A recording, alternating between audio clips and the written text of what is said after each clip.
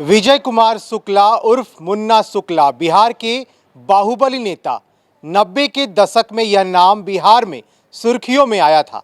एक बार फिर से मुन्ना शुक्ला चर्चा में है। दरअसल इस बार वो अपने पुराने शौक यानी डांस के शौकीन मुन्ना शुक्ला ने कोरोना काल में सरकार के नियमों की धज्जियां उड़ा दी हैं। आपको बता दें कि पिछले बिहार विधानसभा चुनाव में नीतीश कुमार को टक्कर देने वाले मुन्ना शुक्ला के इतिहास को आपको एक बार याद दिलाते हैं। मुन्ना अंडरवर्ल्ड डॉन से लेकर विधायक तक का सफर तय कर चुके हैं। खास बात यह है कि मुन्ना नीतीश और रामविलास पासवान दोनों के ही करीबी रहे हैं और दोनों ही पार्टियों से विधायक बन चुके हैं। मुन्ना शुक्ला के राजनीतिक सफ़र के बारे में जानने के लिए आपको उनके जेल के सफ़र के बारे में जानना पड़ेगा, क्योंकि इस डॉन ने जेल में रहते हुए अपने राजनीतिक कद को न सिर्फ बढ़ाया बल्कि जेल से ही चुनाव भी जीता।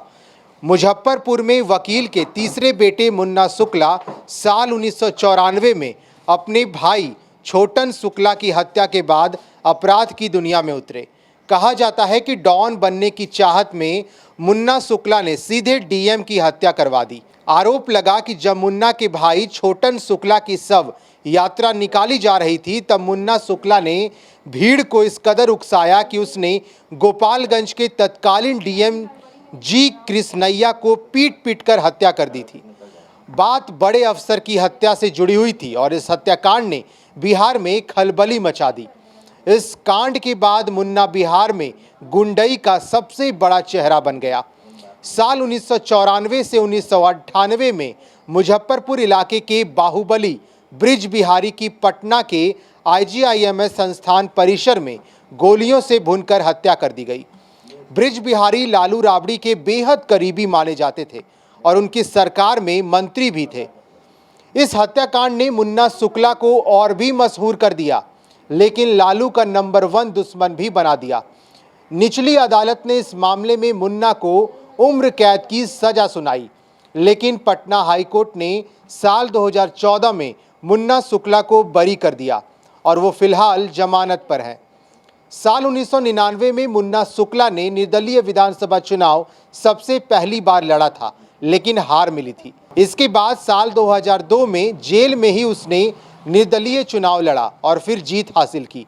इसके बाद साल 2005 के चुनाव में लोक जनशक्ति पार्टी के टिकट पर और बाद में मध्यावधि चुनाव में जेडीयू के टिकट पर विधायक बने। इसके बाद से मुन्ना शुक्ला ने जेडीयू का साथ नहीं छोड़ा और कई मौक़ों पर नीतीश कुमार के सुशासन की तारीफ भी की। साल 2009 में जेडीयू ने आरजेडी नेता रघुवंश प्रसाद सिंह के खिलाफ मुन्ना शुक्ला को वैशाली लोकसभा सीट से उतारा, लेकिन शुक्ला को हार मिली। साल 2012 में मुन्ना शुक्ला पर आरोप लगे थे कि उसने जेल में रहते हुए इंजीनियरिंग कॉलेज के डायरेक्टर से 2 करोड़ रुपए की रंगदारी मांगी थी। इस मामले में केस दर्ज होने के बाद मुन्ना के सेल से छापेमारी में फ़ोन भी बरामद हुए थे। जेल में रहने के दौरान मुन्ना शुक्ला पर बाल बालाओं के डांस कराने के भी आरोप लगे, जिसकी तस्वीरें भी अखबार में छपी थी। मुन्ना शुक्ला ने साल 2010 में अपनी पत्नी अन्नू शुक्ला को लालगंज सीट से जेडीयू का टिकट दिलवाया और वे विजयी रहीं, लेकिन पिछले बार मुन्ना शुक्ला खुद विधानसभा पहुंचने का सपना पूरा नहीं कर पाए।